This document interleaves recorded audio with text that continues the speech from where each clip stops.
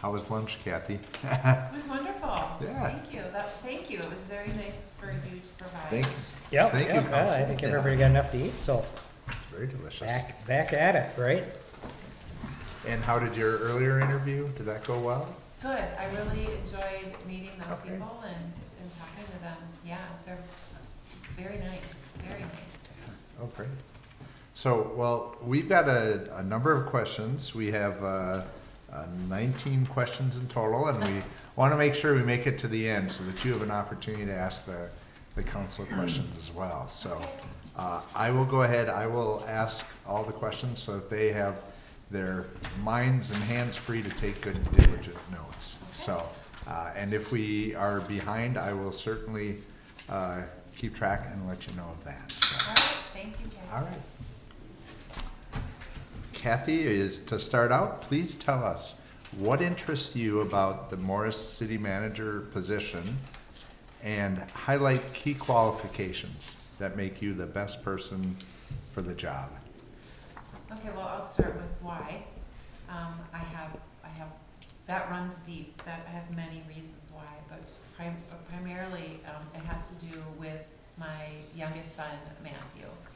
So Matt was ready to join the Marine Corps when he was in high school. He played high school football, and he was gonna join the Marine Corps. And in the 11th hour, the University of Minnesota Morris contacted him and offered him, a spot on the football team. And so that was the end of the Marine Corps, and he came to Morris to play football. My son was not a school person, per se. School was something he just did, and he could have done a lot better, because he's whip smart, but didn't. But Morris and this community kept him in school, and he graduated with a degree, and now he's playing professional football in Germany. It's their second season. Wow. And never in a million years would I have thought that would be even an option for him, honestly. I mean, the first 3 years that he was in school here, that was a rough football team. I mean, man, you had to be a diehard fan. They were losing a lot of games. It was hard to be a Cougars fan. And so, but his last season here, my gosh, he just, God, they were doing so well. And he was playing so well. And I thought to myself, my husband and I both were like, he still has more in him, and he is tenacious. And so he got signed on in Germany. This is like I said, second season. His girlfriend he met here at school in class, and he's still with her, and he plans on proposing to her in December in the classroom where they met. Small businesses around town hired him when he was not playing football, and so I have a debt of gratitude for not only the community and the school, but just everybody that gave him a chance and who believed in him. So for me to be able to give back to this community is just tremendous. I mean, how awesome for me to be able to do that for a community who gave so much to our family. My qualifications are that I've been the city administrator in another city, and I started at the bottom of the food chain in city government. I started as an office assistant, office assistant, and I kind of always say that public administration chose me because I got my degree was in journalism and communication. I like to write. And I just thought that would be my career path.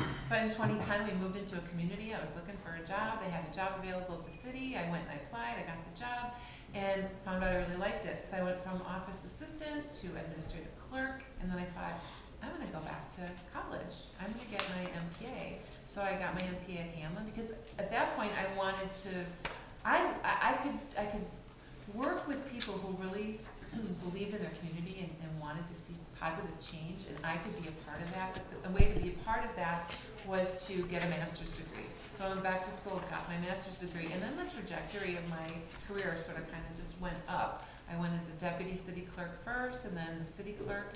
I went to be a city clerk in a large city, thinking that would be the answer, was a large city, only to find out that it really isn't the answer. I prefer a small city. I like to wear many hats, and in large cities, they're very compartmentalized, and that wasn't a good fit for me. So, so that's why, and I've been able to, you know, myself and the council and the mayor, we've been able to make some really positive changes in the communities that that I've worked in, and that is the legacy that gets left, you know, behind for everybody involved, is these wonderful things you've done for the community, and I am proud to say that I've been a part of those things, and I'd like to do that more. Great. Just curious, what position does your son play? He's a wide receiver. Oh, really? Yeah, he's killing it over there right Wow. now. They're undefeated, and he had 4 touchdowns the last game against Berlin. I forget what the Berlin team is. He's playing for the Tolan Sharks. Oh, awesome. Yeah. Well, congratulations, proud mom. Oh, yeah. Yeah. Fun stuff. Kathy, the majority of Minnesota cities are statutory cities. However, the city of Morris is a charter city.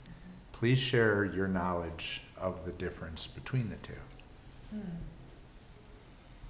Well, I've read your charter. You know, I think a lot of cities do have charters. Again, it's just sort of it's a guiding document on how things are supposed to be run. I don't, honestly, I've never been asked that question before.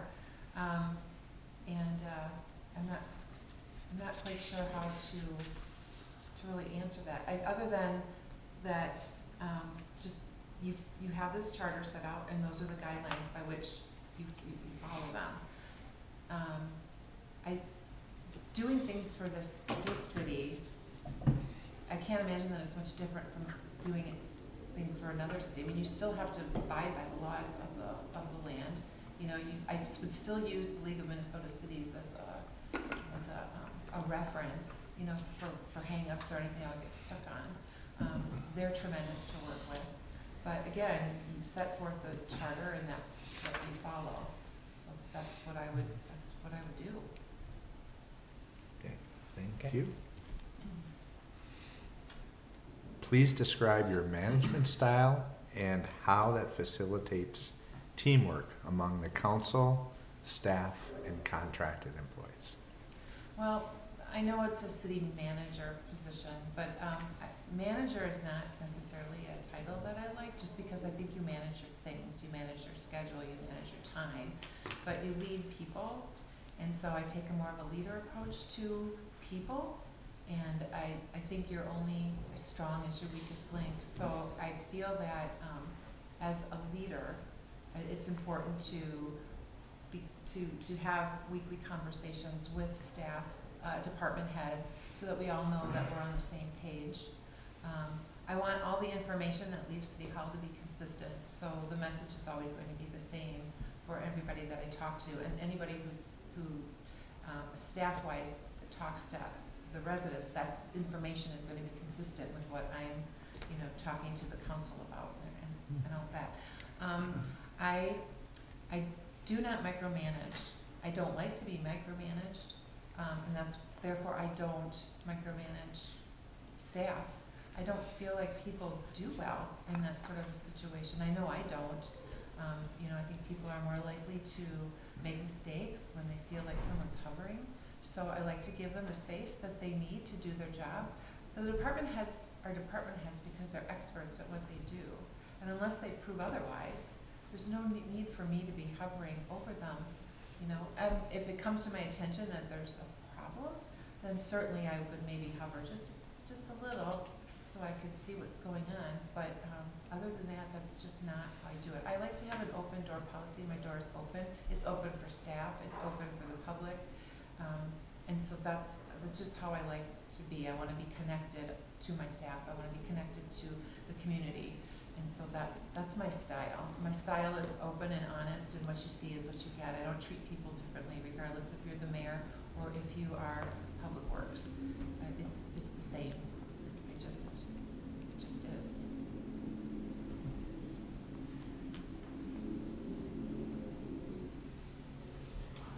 Kathy, what experience do you have working with union employees and collective bargaining agreements?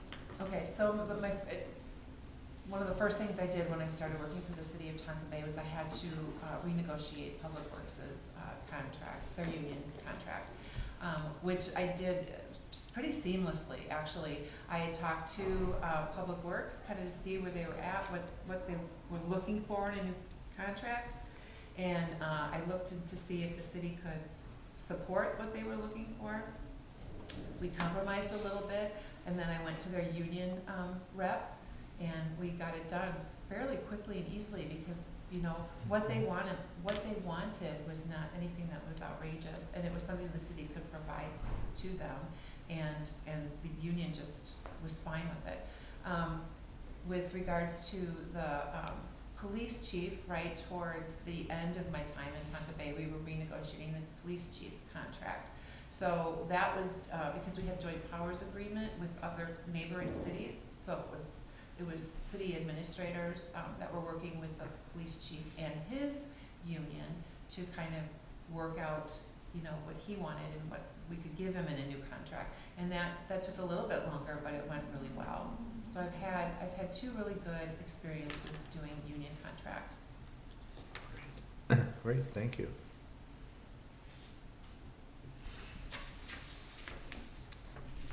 Describe how you believe the relationship between the city council and the city manager should function.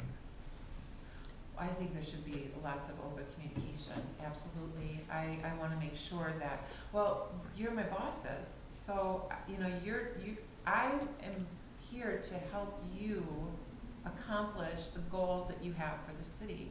So that's my job. And so whatever means of communication it takes and however you want to be communicated to, that is what I will do. I mean, I would love to have, you know, a weekly conversation if it's at all possible. Or at least have a conversation about what's in the packet material before a city council meeting, especially if there are questions that you have and I can maybe explain them a little bit better before we go, you know, in front of a camera. Again, one-on-one, not as a quorum.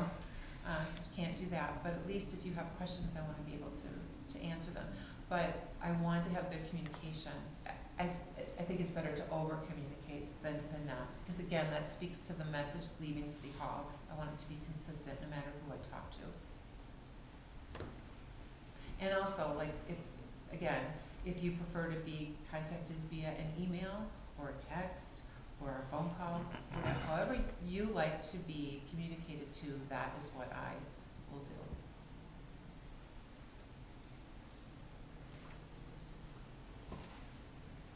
Kathy, please describe your involvement in budgeting, finance, and short and long range planning. Okay, well, we'll start with the budget. So normally I'll start to think about the budget July, August, and I like to sit down with the financial person, either the director or I had a city treasurer in Tonka Bay. We kind of look at what we had budgeted in the year that we were in. So let's say 2023.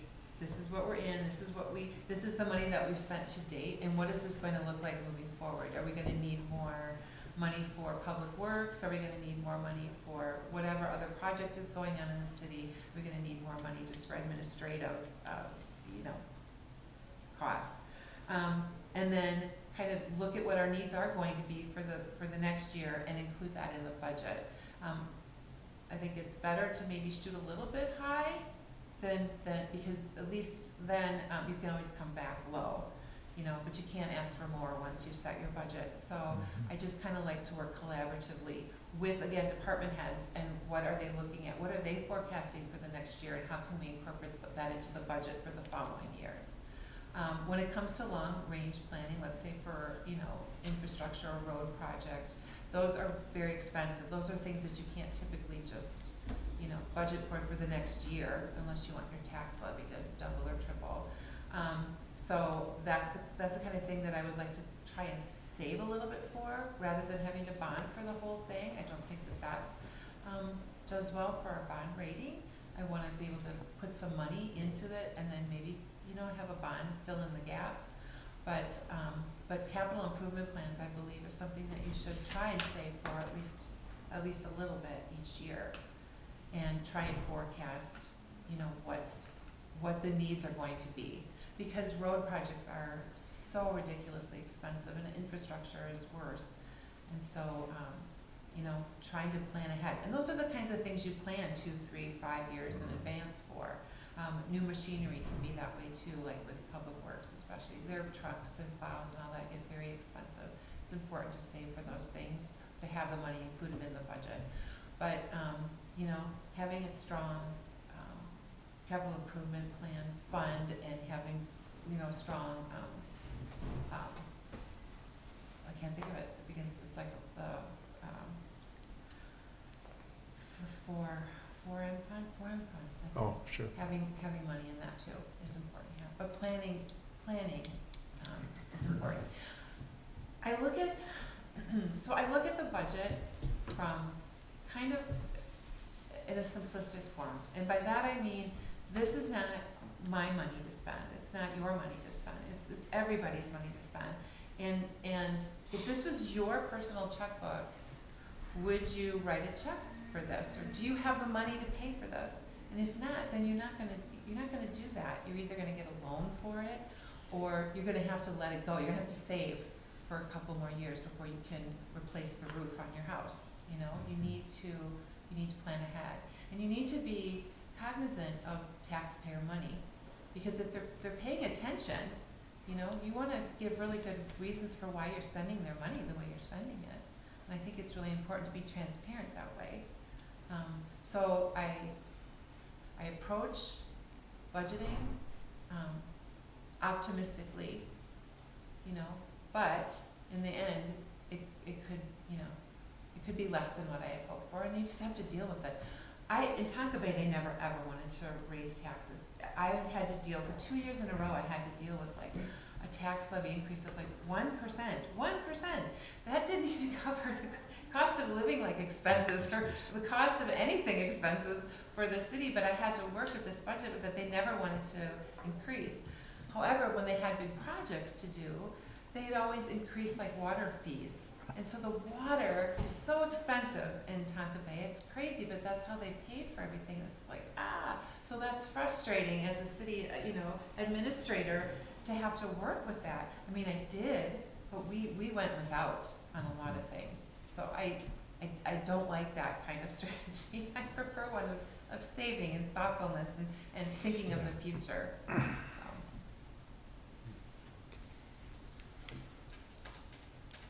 Kathy, what have you done previously to educate new members about finances as well as keep members informed about changes within the budget? Well, again, change is inevitable. I know that's a hard word for a lot of people. So I like to use the word evolve, But again, I think as long as you put the data in front of them, like how much things are going to cost and why we need to, put this much money for that particular thing in the budget. I think if you just have data to support what you're doing, I think you can get buy-in from the council. And that's really all I'm looking for, is just some buy-in. Again, if I can make an argument based on data, then I hope that is, that they're going to want to then, increase the budget a little bit.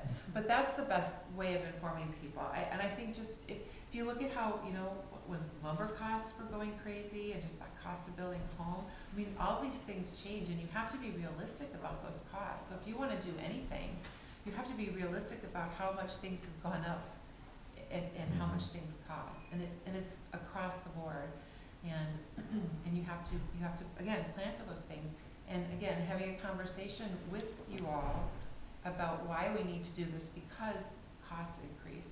My hope is that it lessens the shock maybe a little bit. But I'm all about educating people on budget and finance, as well as me learning more about budget and finance, because you can always learn more.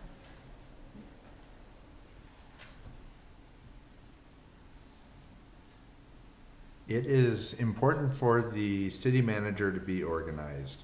What do you do, Kathy, to keep yourself organized on various projects and ensure that you're meeting deadlines? I have to-do lists. I've been very successful with a nice, simple to-do list. I use it in my personal life and I've used it in my work life. You know, I don't miss deadlines. That's not something I do. Matter of fact, I get things done usually way before the deadline and I just like to coast until, you know, it's that, because I'm not a procrastinator, and I can't stand that pressure of getting it in, you know, the last second. Sometimes that's unavoidable, and I get that, but no, I'm a to-do list person. I have to do this, and it needs to be done by this date, and so I'm good at organizing that. And you know, I'm just good at organizing that. I can multitask.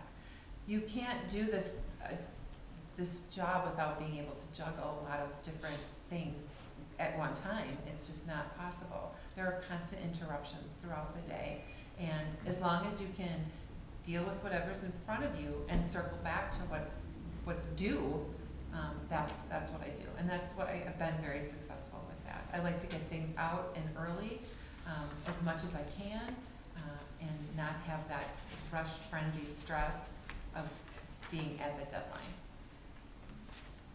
Great. Can you, before you proceed, can you give an example? Right, you mentioned, right, taking care of what's in front of you and then circling back. Can you give an example, please? I can. So for instance, council packets, you know, in other cities that I've worked in, they send them out usually a Thursday or Friday before, say, like a Monday or Tuesday meeting. Trying to get all of the information in a packet and out by the end of the day, while you're being interrupted constantly by other things, that can be a huge stressor, because this has to get out, it has to go out, and people are waiting for it. And so the last thing I want is a phone call from a council member saying, you know, I was supposed to get my packet, where is it? You know, and I'm like, I'm working on it. I don't know. That's one of those situations where I like to be done, at least by noon on the day that it has to go out. Sometimes, again, that doesn't always work, but I want to make sure that it gets out on time, so that you have the whole weekend to read your packet, prepare, and if you have questions for me, that I am available to help you or to answer those questions for you. So that's a big one, especially if you've got a lot going on in your meeting and on your agenda for those packets, getting the packet done with again, being interrupted constantly. Thank you. That's just a small one.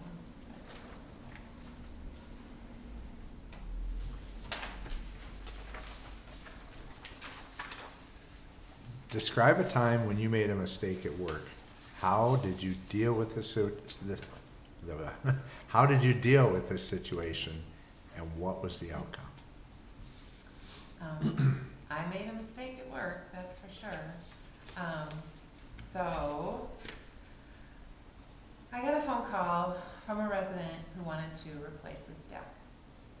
And in Tonka Bay, as long as you replace the deck with the same parameters as the existing deck, you didn't need to get variance or anything like that.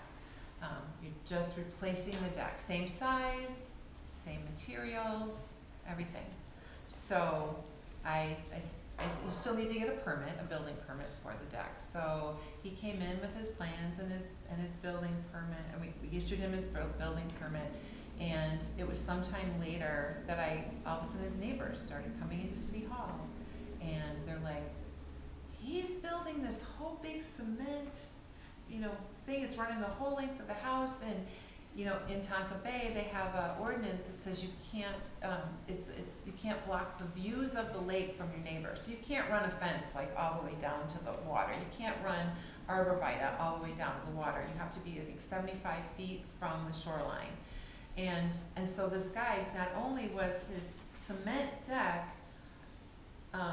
almost as tall as me, but then he put up this kitchen, like an outdoor kitchen thing, which added like 3 or 4 more feet. So I've got this poor woman who lives next door to him, who that house has been in their family for 50 some years, and she's like lost her whole view of the lake. And I went over there and I put a stop work order on the house. I'm like, what is going on here? And it turns out that we approved his building permit for all this. He had his plans and everything. And the deputy city clerk was the one that issued the permit. She said to me that, I said, well, he's building it within the same parameters of the existing deck, right? She said, yeah, he is. I said, well, then it's not a problem, you know? But we had the building inspector go out there and everything was fine. And everything wasn't fine. So again, then he got a lawyer and then we had our city lawyer get involved in it. It was all this stuff. He put a big pizza oven at the other end of his deck. I mean, it was just this obnoxious cement deck and outdoor kitchen, and it was within the setbacks. He had gone too far into the setbacks from the lake, and it was a disaster. And there wasn't a whole lot we could do. We had him put in, impervious, surface like blocks and things that you can use, and for drainage and all that kind of stuff. Because then they have to have drainage. Well, then we made him put in like oh my goodness, what is it? Like a water retention, sort of a pond at the back of his property, so that would take the stormwater runoff. But that was a huge error coming out of City Hall, and unfortunately, once that monstrosity was up, there wasn't much we could do after that. So that would be the biggest mistake in my career. That haunts me. And I apologize so much to the family next door. I'm so sorry. Yeah. But it didn't help that he was not a nice guy. Yeah, Yeah. yeah. No, it's, I think everybody has a situation like that they regret, but yeah. How will you work with the EDA and help the community to grow and prosper? I think a really good working relationship with the EDA is what Morris needs. I really do. There's so much, you have so much to offer here. I mean, honestly, my knowledge was really within the city and the university, and then after the tour today, just seeing how far out, Morris goes and how much there is here to grow and develop and market. I think it's important to have a plan with them, and how are we going to market the community? How can we get people from, the surrounding areas to come here and have their businesses and to live. And I think we need to have some sort of a strategic plan for that. I don't know if you're at all familiar with the city of Ely, Minnesota. It's up in the Boundary Waters, and their Chamber of Commerce actually did some really, really creative marketing for that city some years ago. And they actually got featured on the Today Show. And it is amazing, just kind of the boom that happened with all this just funny, crazy marketing. It was like really, it was humorous marketing. And I don't know what happened, but they're not doing that anymore. But at the time, again, this was several years ago, I was like, wow, this is really creative. And it got businesses to Ely. And I think Morris could do that too, with some creative marketing and working with Ely. I think there's so much great potential here. And really, once you leave Morris, there's not a whole lot. You go through some of the cities, and there's a gas station and maybe an auto mechanic shop, but there's not much. They have to come here for some of the amenities here, or they have to go all the way to Alexandria, And I just think, from what I saw today and what I already knew, it just has so much potential. I'd love to tap that, and then also work with them, because of course it's not something I can do alone. You have to be able to, partner with them, and even the chamber or anybody else that that we can talk to about growing Morris a little bit.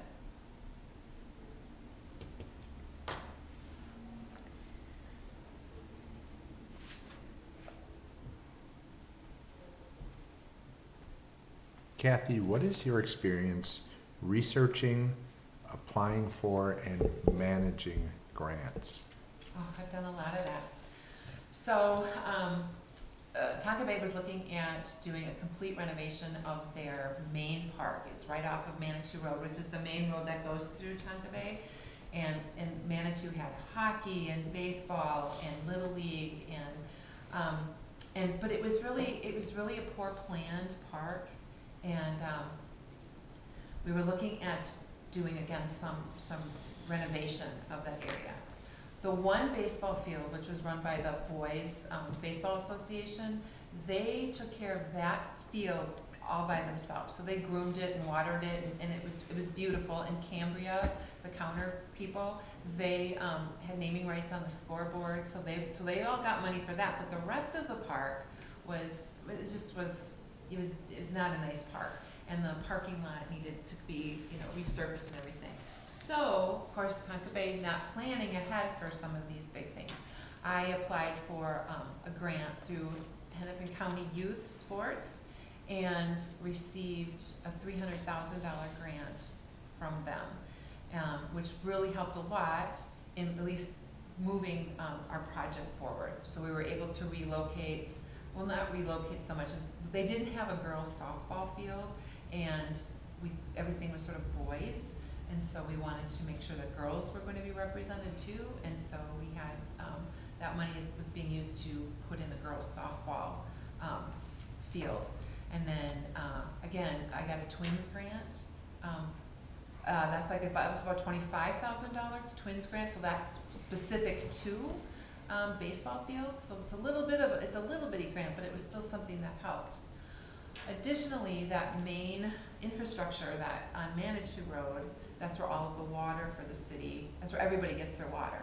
It was put in the 1971, and every winter that I was there, we had at least 10 to 12 water main breaks. And again, the city hadn't planned for that many water main breaks. So with every one that we had, it was costing us about $40,000. And so, I mean, that just, ding, ding, ding, is going up and up in expense, and we really needed to replace it because the water rates were so high, and then people were losing their water like bunches of times throughout the winter because the water main breaks, because of water main breaks. And so I worked with the city engineer on a grant through the legislature, and it happened through Dean Phillips' office. And right as I was leaving, the city received, was it $3 or $3.2 million in infrastructure. And the thing of it is, it's just a mile. It was just a mile-long pipe that needed to be replaced. And that's what it cost. It was $3 million, because the cost of that was 3.2. So the city was gonna have to come up with $200,000 for that. But I mean, it was something that we had worked on for over a year, because the first time we missed a deadline, and we had to wait until the next, legislative, cycle. And so we got that, and so that's was gonna get replaced. So those are some pretty big ones. I received a twins grant when I worked in the city of Lake St. Croix Beach. That was also for the baseball fields. And then I got a grant from Washington County for playground equipment for Lake St. Croix Beach. I had to do some fancy, money stuff there. We included it in the Parks and Docks budget for part of it. We've got a grant for part of it, and we had private donations for part of it. And then I bought playground equipment that was on sort of a clearance sale, but it was for parks. So it made it really affordable for this little city to put in this really nice playground right down by the beach on the river. So just some fancy footwork with getting money for it. Well, we brought in a lot of money. I did. That's impressive. It wasn't easy. Yeah. But yeah, that's a lot of paperwork involved with all those. Yeah, oh, great. Kathy, describe your current local government network, or the steps that you would take to develop a network of local government professionals that you can share ideas with and get advice. Absolutely. I've been involved with Coffee and Careers. They had an East and a West Metro. It started in the West, and then they developed one in the East. So I attended those as often as I could, and it was mostly women but there were some male city administrators, and we would talk about topics and things that were pertinent to our cities. And so I was a part of that for several years. Even before I was a city administrator, I came as an administrative clerk. My city administrator allowed me to go to those meetings and things. So I've developed relationships with those people. And then also I'm a member of the MCMA. And so I was on the MCMA planning committee for the conference that's usually held in Nisswa, and I did that for several years. And so I've networked with all of those people as well. I know lots of people in the field. Most of them are in the metro area, but I have good relationships with them, and I call them and I contact them when I need to, if I've got questions and things. I was also, again, when I was in grad school, my professors, they called them pracademics. So they were people that were in the profession, but then they were also teaching at the master's level. So Dave Unlock was the director of the League of Minnesota Cities. He was my professor, and so that's how I considered him a mentor. And then Craig Waldron, also somebody who had worked in municipal government for years, was also teaching at the master's level, and I had him for 4 of my classes. So some people that have been in the profession for decades long, I consider my friends.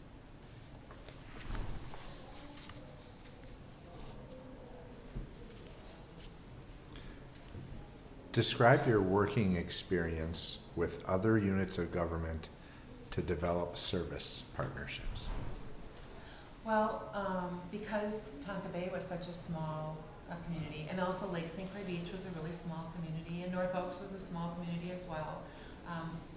All those cities had joint powers agreements with neighboring small communities, and we all put into those the costs of fire, police, fire and police mostly.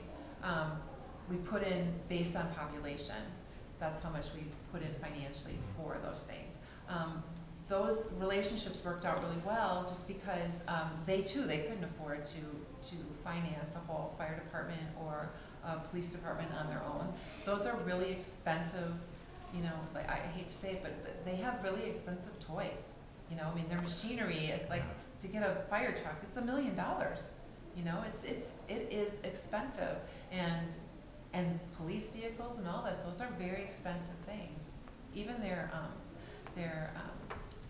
the face masks and oxygen intakes and just all of the new and updated equipment is very expensive. So to fund that on your own, that can debilitate a small community. So I think it's important to have relationships with your surrounding communities so that you can do joint powers agreements. So not only can you monitor these groups, as a collective, but you can also fund them through other cities as well. It's just not one city bearing the burden of the cost of all of it. So I think it's important. Those relationships were always really good. We met monthly. I would meet monthly with the other city administrators, along with the fire chief or the police chief. And then we would meet with them again with the mayors and the city administrators to talk about needs and what's coming up and what's working and what's not. Was there any collaboration within the county that you were within? No, Hennepin No. County, no. It was all just the small cities small working cities. together. Mm-hmm. Thank you.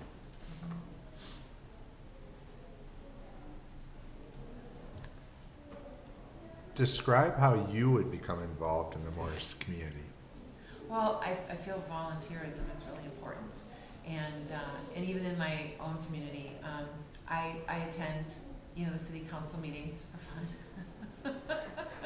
But I do, and they always kind of look at my husband and I when we go in because it's like, what's the problem? Why are they here? And it's funny because during public comment time, we don't get up, we're just listening, we're just learning, and they all kind of look at us, and it's just like, nope, nothing here. So I learned about the community by doing that. But then I volunteered at my church for just forever and ever. I mean, and I volunteered at schools forever and ever. And it's just getting out into the public and getting to know the people in your community is so important. It's important to build those relationships. So wherever I feel like my skill set will be best is where I will serve outside of City Hall. I love, you know, if I can go into schools and like sit with the little kids and read to them, or listen to them read to me if that's something that they are struggling with. That is one of those things that just, it fills me up, it fills my cup, and so that I leave just feeling really good about what I've just done.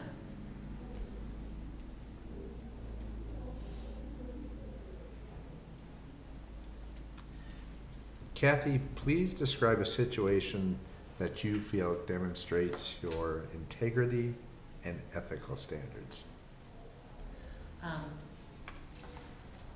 Well, I guess this goes down, it boils down to ethics and open meeting laws. I adhere to those rules 100%. I've worked in a city where councils were getting together at the private club after the meeting, and everybody was invited, of course. Oh, the public can come. Problem is it's a private club. And so, you know, that was going on, and I said many times, and I wouldn't have known any better, honestly, except that I was taking ethics at the grad level at the time. I was just like, oh my gosh, the council is doing this stuff, and they're not supposed to be doing this stuff. This is wrong. And I said something to the city administrator, and you know, the city of Victoria, I don't know if any of you remember this, but this was years ago.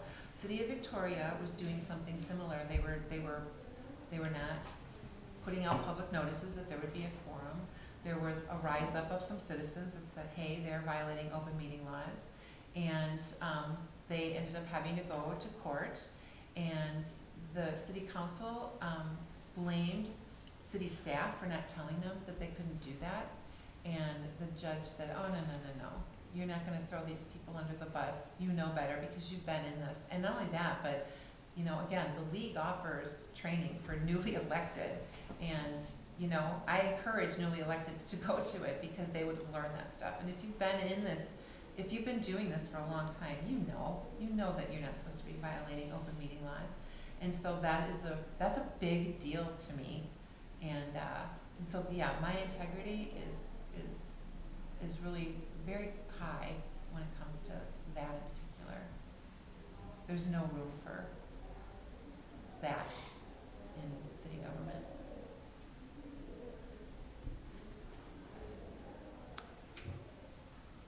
What is your experience managing staff? And please share a situation where you had to address employee performance, and how did you go about it, and what was the outcome? Okay, so I like to get together with my staff at least once a week to find out what's all going on in their departments and what they're working on and what they're looking forward to in the following week. So those relationships are important, building my relationship with staff and finding out all what's going on their desks every week. When it comes to performance, I did have a city treasurer who was working umpteen, hours extra overtime every week because she wasn't able to get her job done in a 40-hour work week. And I was having a hard time understanding this because she'd gotten this new software and everything that was supposed to help make her job easier, but yet she was doing that, but she was doing it the old school way, and we were going through reams of paper and printouts and stuff, and she was having to work all this overtime just to get things done. And I had several conversations with her about that, and I was just like, you cannot be working all this overtime, and because we just can't afford it as a city. You have to be able to do your job in 40 hours. And I encouraged her to go to classes and things where she could, learn a little bit more and something that's a little bit more efficient than the way she was doing it. But she always had an excuse not to go. And I did put her on a performance improvement plan. And I just said, you need to be able to do this. And so that was pretty much it. I put her on a performance improvement plan. It improved a little bit, but it was still in place by the time I left Tonka Bay. But she wasn't too happy about it. But the other thing is too, is I really do like to give staff kind of a 3 strikes, but then even it's not an out on the 4th. I'd like to, if I issue a performance improvement plan, it's not because I'm getting ready to fire them and I need the documentation. It's because I really want them to be successful in their job. And if they can't after that, then unfortunately that's something where you just have to cut your losses. And you need to find somebody that can do things in a more efficient, way. What exactly is a performance plan? Performance improvement plan is you kind of talk about what their weaknesses is and how I think that they could improve upon them. And it's also a weekly check-in. So you give a performance improvement plan, let's say you give them a month to improve upon this set of guidelines that I've spelled out in this plan. And at the end of the month, you get to see kind of, have they succeeded in these areas that you told them that they need to succeed in? And if not, at that point, then I would have to talk to the council and talk about, letting somebody go and then bringing somebody else in to fill the spot. Because I want to say that the one of the years that she was there, because she was hourly and she was working all this overtime, she made more money than I did in a year. And I was like, wait a minute. How do we not have money for this stuff over here, but we have enough money somehow to pay you twice what you're, making? And so that was a huge problem. And so again, performance improvement plan is, here's where I think you're falling down, and this is where you think you need to improve. And it's sort of a checklist for them, and they have a month to kind of get it in order, or there's going to be repercussions. So in our charter, of course, the city manager is responsible for the administrative department and of course does hiring and firing. So you wouldn't have any problem firing somebody if you had to? No, if I had to, no. Okay. No. Because again, it's a detriment to the city. You're dragging the city down, and we can't have them doing that, That's not an easy discussion, especially in a small town when you've got just a staff of like 9 people. I mean, it's really hard. That's a hard conversation to have with somebody. But no, I can do it. Thank you. Sure. Please share a time when you had to deal with a disgruntled resident and what you did to resolve the situation. So I find it kind of funny. Usually residents will give the new city administrator a few weeks to sort of break in, and then they come knocking at the door. The honeymoon period? Yeah, that's all you get. But I had this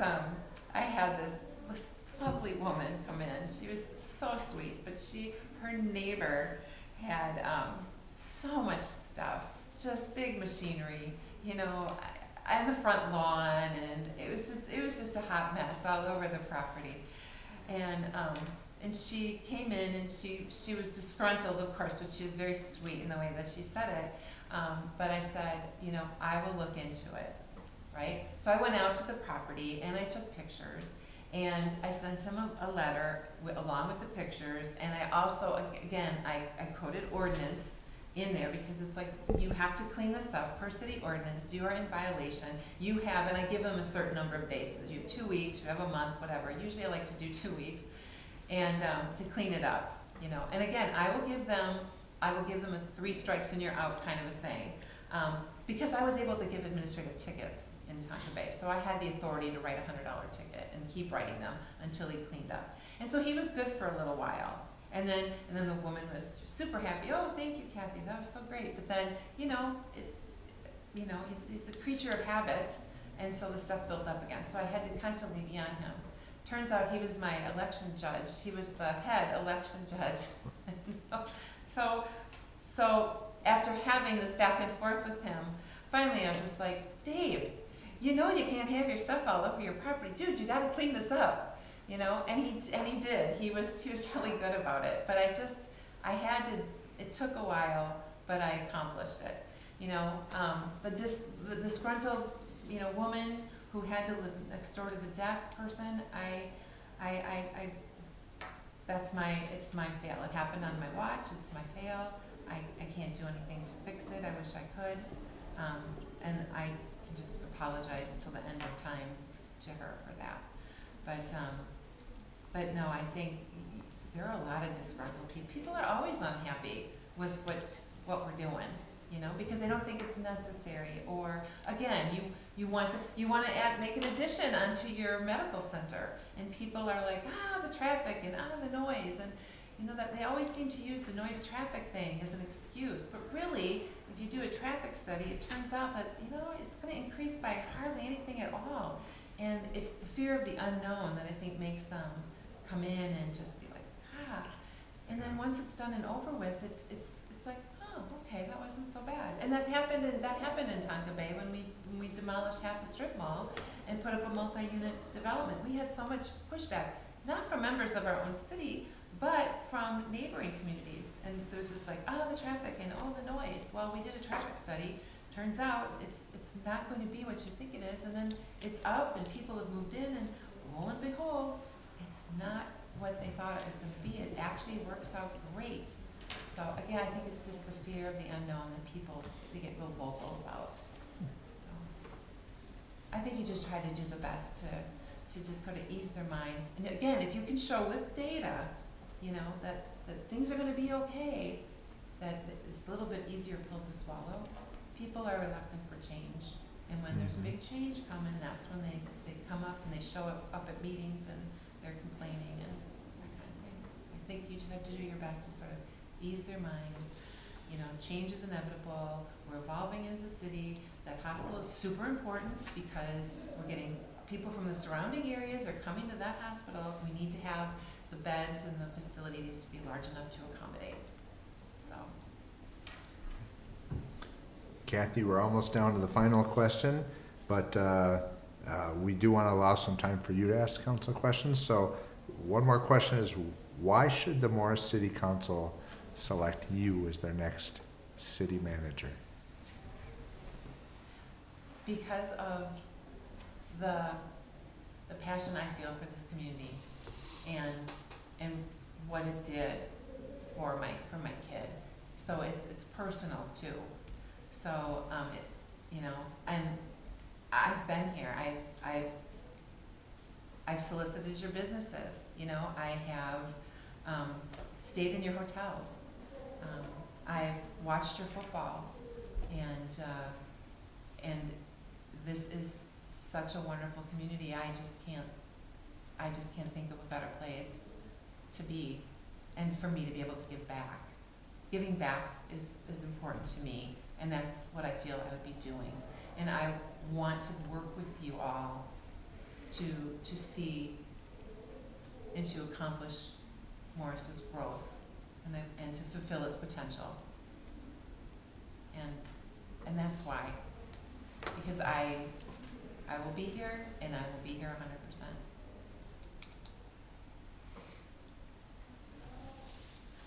100%. Wonderful, good job, Kathy. The last question then, do you have any questions for the council members? Well, I know you all have a big decision to make, and I know that that's maybe not going to be easy. Maybe it will, I don't know. But I appreciate the tour, because I learned so much more than I knew, and I thought I knew pretty much. But I appreciate that, and then just, I had never met with community members before, and when I first saw that I was going to be meeting with community members, I was like, what? And I thought, I better really dig down deep into council minutes, because I got to see what they're complaining about, because that's what I'm going to get hit with, right? And so, to my surprise, no, didn't have to. They were perfectly wonderful, and their questions were wonderful, and I had an ease at answering them. So it was great to meet them and to talk with them. Both city staff, you have a great staff I think, I haven't met them all, of course, but the ones that I did meet, I think are strong. Gosh, they've been here forever and a day, you know, which speaks volumes to the council and the mayor, and I guess to the previous city administrator. I mean, people stayed around because they like their jobs. So, I mean, that speaks volumes for that. In terms of questions I might have, I just, they've all kind of been answered throughout my day here. I think Morris has just got a lot of good stuff going on, both recreationally and business-wise. So it was lovely meeting all of you today, it really was. Wonderful, thank you, Kathy. And you're supposed to make a decision tonight, so I should know something, right, by tonight? So that's a good Yes. feeling. I don't have to wait 2 weeks or anything, so that's great. Yes. Yeah. I'll be giving you a call late afternoon, early afternoon, so yeah, I'll certainly be in touch. All right, thanks. So, Thank you. Thank you on Thank you. behalf of the So nice to Appreciate meet your you. time. Absolutely.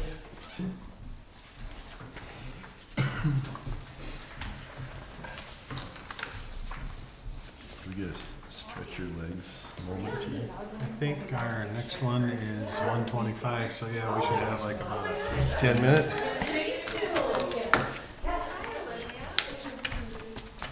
Olivia.